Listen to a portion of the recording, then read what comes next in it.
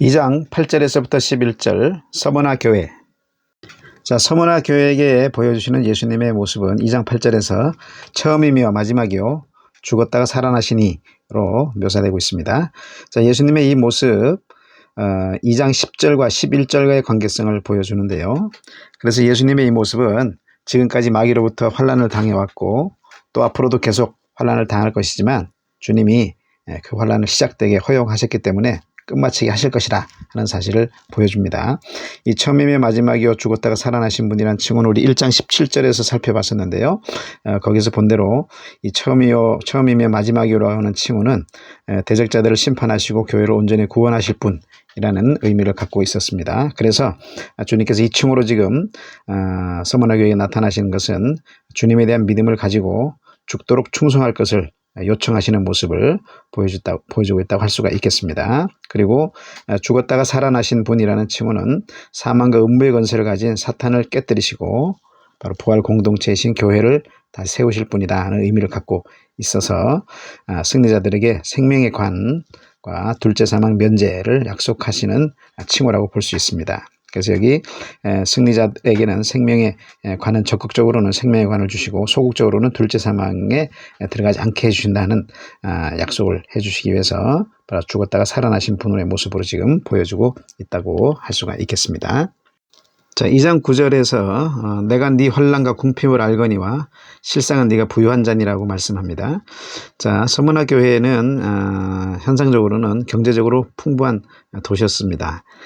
그런데 경제적 그 구조라는 것은 황제 숭배라고 하는 이 정치적인 종교적인 이념을 중심으로 형성되어 있었습니다. 그렇기 때문에 신실한 믿음의 우리 서머나 성도들은 황제 숭배를 거절하는 것으로 말미암아 직업을 잃게 되고 따라서 가난해질 수밖에 없었다는 것이죠. 그래서 교회의 규모나 교회의 영향력에서도 초라할 수밖에 없었고 경제적인 면에서도 가난한 성도들이 모일 수밖에 없었던 교회가 바로 서머나 교회였다는 것이죠. 자, 그런데 이러한 서머나 교회를 향해서 주님은 부유한 자라고 평가하셨다는 겁니다. 여기서 주님께서 부유한 자라고 평가하신 믿음의 부유함을 두고 말씀하신 것인데 이 짐승의 세력을 이기고 믿음의 부유함을 누린 것 을 두고 말합니다. 13장에 가시게 되면 이 짐승의 세력이 바로 이 경제적인 미끼를 던지면서 인간 행복의 슬로건을 내걸면서 미혹하는 모습으로 등장하게 되는데 그래서 바로 이 세상과 타협하고 물질의 미혹 앞에 타협하면서 넘어지는 많은 성도들이 있게 될 것이라는 것을 보여주지만 그러나 끝까지 믿음의 이 부유함을 지켜서 그 수를 이기고 그 이름을 이기고 그 표를 이기는 자는 영생에 이를 것을 보여주고 있는 것을 보게 됩니다. 자, 그래서 여기 서머나 교회의 모습도 영원한 하나님 나라 상속자로서 왕같은 삶을 누리게 되었기 때문에 예수님은 바로 실상 부유한 자라고 지금 평가를 내리셨던 겁니다. 자, 이 서머나 교회의 모습은 라오디게아 일곱 교회 가운데 라오디게아 교회와 대조적인 모습을 보여주는데 라오디게아는 대단히 경제적으로는 부유한 교회였습니다. 그래서 나는 부족한 것이 없다. 나는 부자라고 자칭 그렇게 허언을 했는데 그러나 영적으로는 가난하다는 책망을 받을 수밖에 없었던 교회였습니다. 반면에 서머나는 경제적으로는 가난했지만 영적의 부유함을 믿음의 부유함을 갖고 있었던 교회였다는 것이죠. 자, 이 서머나 교회의 모습은 그래서 13장에서 이제 아까 말씀드린 대로 만국교회에서 이 모습이 확장되는 것을 보여주게 되는데 그래서 우리 교회한테 오는 시험 중에 가장 큰 시험은 사실 물질의 미혹이라는 사실을 알 수 있게 되고 그래서 이 물질 우상 숭배를 교회가 극복해야만 우리의 믿음을 지킬 수 있게 된다는 사실을 알 수가 있습니다. 그래서 오늘 우리 현대교회도 우리가 추구해야 될 신앙의 덕목은 바로 믿음의 부유함이라는 사실을 명심해야 된다는 겁니다. 그냥 물질의 부유함을 세상의 영광을 축복받은 대명사로서 서고자 하는 신앙 생활은 결코 성경이 요구하는 신앙생활이 아니라는 사실을 우리가 명심해야 되겠습니다. 자, 계속해서 2장 9절에 자칭 유대인이라 하는 자들의 비방도 알거니와 라고 말씀합니다. 자, 여기 성도들에 대한 비방, 이 성도를 비방하는 것은 하나님에 대한 모독의 한 형식이라고 할 수 있습니다. 그래서 성도를 비방하는 것과 하나님을 모독하는 것은 긴밀한 관계에 놓여져 있게 되는데 그래서 유대인들이 이렇게 성도를 향해서 비방한 것은 당시 요한 당시에 그 기독교 전파에 대한 시기심으로 유대인들이 로마 당국에 고발한 것 것을 가리킬 가능성이 큽니다. 자, 이런 초대교회의 모습이 있었던 모습이 또 13장에 가시면 만국교회에서 이 모습이 이제 확장된다는 사실을 보여주게 되는데요. 그래서 어느 시대나 신실한 교회는 세상으로부터 시기와 질투 가운데 비방을 겪게 된다는 사실을 알아야 됩니다. 그래서 전 역사상의 모든 악한 나라는 영적으로 하나님 나라를 공격하고 하나님 나라에 속한 하나님의 백성들을 향해서 비방한다는 사실을 알 수가 있고, 오늘 본문은 바로 이 사실을, 이 뜻을 함축하고 있다는 사실을 볼 수가 있는 것입니다. 자, 계속해서 2장 9절에서 실상은 유대인이 아니요 사탄의 회당이라고 말씀합니다. 자, 유대인들의 성도에 대한 비방은 그들 자신이 사탄의 회당임을 증명한다 라고 예수님이 지금 말씀하고 계신 거죠. 자, 그러니까 유대인들은 자기들은 자칭 유대인이라고 말하고 있지만, 그러나 예수님은 그들이 사탄의 종노릇하는 사탄의 백성들이다 라고 말하고 있다는 겁니다.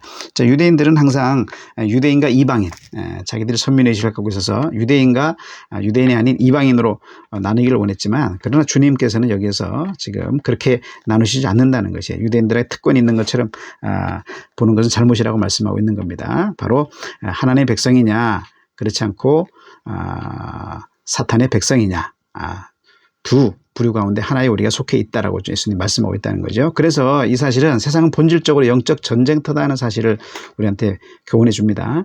11장 7절부터 10절까지는 이 사실을 잘 보여주고 있는데, 거기 보면 그래서 세상 나라와 하나님 나라 두 나라 대입해서 영적 전쟁을 벌이는 모습을 보여줍니다. 세상 나라는 사탄의 종들로 구성된 사탄의 회당에 속한 자들이라고 할 수 있고, 하나님 나라는 하나님의 종들로 구성된 하나님의 회당에 속한 자들이라 할 수 있습니다. 그래서 이 두 부류가 세상에서 계속해서 영적 대립 관계 속에서 전쟁을 치르고 있다. 자, 그래서 계시록은 우리 성도들에게 세상 나라를 하나님 나라 되게 싸워 이기라고 요청하고 있다는 겁니다. 그래서 사단의 손에서 하나님 백성들을 구원해내서 하나님 백성으로 삼고, 그래서 충만한 수가 채워진 하나님 나라가 완성되는 그날까지 우리에게 영적 전쟁을 계속 싸워야 된다. 주님 오시면 이 일이 완성되는데 그때까지 이 전쟁을 긴장하며 계속 싸워야 된다라고 우리한테 요청하고 있다는 사실입니다. 계속해서 2장 10절에서 너는 장차받을 고난을 두려워하지 말라라고 말씀합니다. 자, 여기서 말하는 장차는 복음시대를 가리킵니다. 그래서 복음시대 전 기간 동안에 영적 전쟁이 가면 갈수록 주님의 재림이 가까울수록 점점 강화될 것을 암시해 주고 있는 것이라고 말할 수 있는데요. 그래서 우리가 신실한 교회는 주님의 재림 때까지 광야의 고난의 삶을 각오해야 하는 싸움을 싸워야 된다는 사실을 암시해주고 있다라고 볼 수가 있겠습니다. 자, 계속해서 마귀가 장차 너희 가운데서 몇 사람을 옥에 던져 시험을 받게 하리니 라고 말씀합니다. 자, 마귀는 배교를 꾀한다는 것입니다. 그래서 몇 사람을 투옥시키고 고난을 받게 한다는 거죠. 그러나 주님께서 그 시험의 범위와 강도를 조절하신다는 겁니다. 여기 보면 신적 수동태로 되어 있죠. 시험을 받게 하리니 라고 말씀하고 있는 것은 그 주도권이 주님의 손에 있다는 사실을 보여주는 겁니다. 자, 그래서 성도들이 이길 수 있는 정도로 주님께서는 시험을 감당할 수 있는 정도로 허락하셔서 마침내 최종적으로 성도의 충성이 드러나게 하실 것이다 하는 사실을 우리가 여기서 암시받을 수가 있습니다.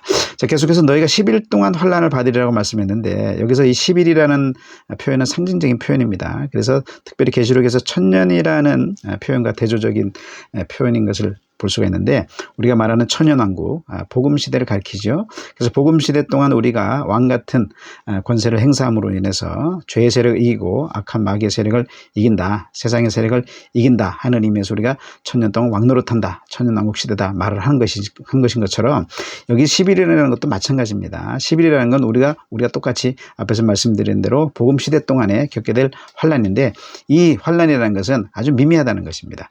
천년 동안 우리가 왕노릇하는 것에 비하면 10일 동안 받는 환난은 극히 미약하고 제한적이기 때문에 우리로 하여금 능히 싸워서 이기게 하는 환난 정도다라는 사실을 여기서 암시해주고 있는 겁니다. 자, 이 10일이라는 표현은 다니엘서 1장에 나오는 다니엘과 그 세 친구 사드락과 메삭과 아벳느고의 신앙의 정절을 지키는 모습을 연상시켜주죠. 우상 숭배하지 않기 위해서 그들은 신앙의 정절을 지켰습니다. 그래서 여기에서 바로 그러한 신앙의 정절의 모습을 원한다 하는 것을 주님께서 암시하고 있다는 사실을 볼 수 있습니다. 그래서 당시에 요한시대에 황제 숭배와 우상의 제물 음행이 횡행했지만 그것을까지 거절하고, 또 그로 인해서 오는 박해가 있지만 그것을 잘 이겨라, 하는 사실을 여기서 보여주고 있다고 말할 수가 있겠습니다. 자, 이 서머나 교회가 닥쳐야 될 이 환란, 이 환란을 좀 더 구체적으로 이제 13장에서 17장, 18장에서 보여주고 있는데, 거기에서는 그 환란을 어떻게 묘사하고 있느냐면, 이 마귀가 바로 자기의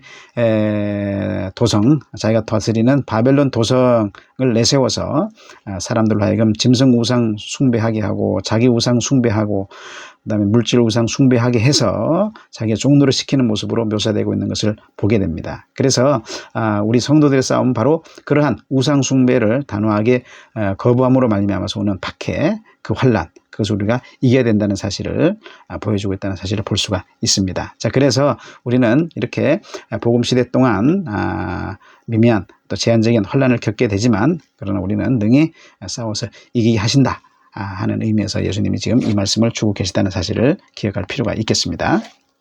계속해서 2장 10절에서 네가 죽도록 충성하라, 그리하면 내가 생명의 관을 내게 주리라 하고 말씀합니다.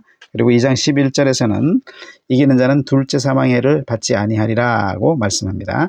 자, 이 두 구절은 연결되어 있습니다. 그래서 2장 11절에서 말하는 이기는 자의 모습은 바로 10절에서 말하고 있는 죽을 정도로 주님께 충성하는 자라는 사실을 알 수가 있습니다. 그래서 어떤 고난도 죽음도 두려워하지 않는 충성됨이 바로 승리의 비결이라는 사실을 알 수 있고, 영적 전쟁의 본질이라는 사실을 암시해주고 있는 것을 볼 수가 있습니다.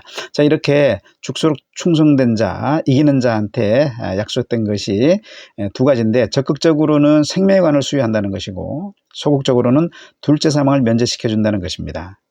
자, 적극적으로 생명의 관을 수여한다는 것은 2장 8절에 죽었다가 살아나시니 라고 묘사한 예수님의 묘사가 좀 관계된다고 말할 수가 있고, 소극적으로 둘째 사망을 면제시켜 준다는 것은 2장 8절에 죽었다가 살아나신 이와도 관계되지만, 또 1장 17절 18절에서 사망과 음부의 열쇠를 가지신 분이라는 것과 관계된다고 할 수 있습니다. 그래서 사망과 음부의 열쇠를 가지신 분이 우리 승리자들을 둘째 사망에 들어가지 않게 해주신다라고 말씀하는 것을 볼 수 있게 되는 것이죠. 이 약속이 22장 14절, 15절, 19절에서 이제 최종적으로 성취되는 모습을 보여주는데, 거기 보면은 우리 승리자들이 구원받는 모습을 생명나무와 거룩한 성에 참여하는 것이라고 묘사하고 있는 것을 보게 됩니다. 그 묘사는 그래서 생명나무와 거룩한 성에 우리가 들어가서 거기서 생명관을 쓰고 하나님 섬기는 자리에 있게 된다는 사실을 암시해 주고 있는 것이죠. 그래서 구원의 적극적인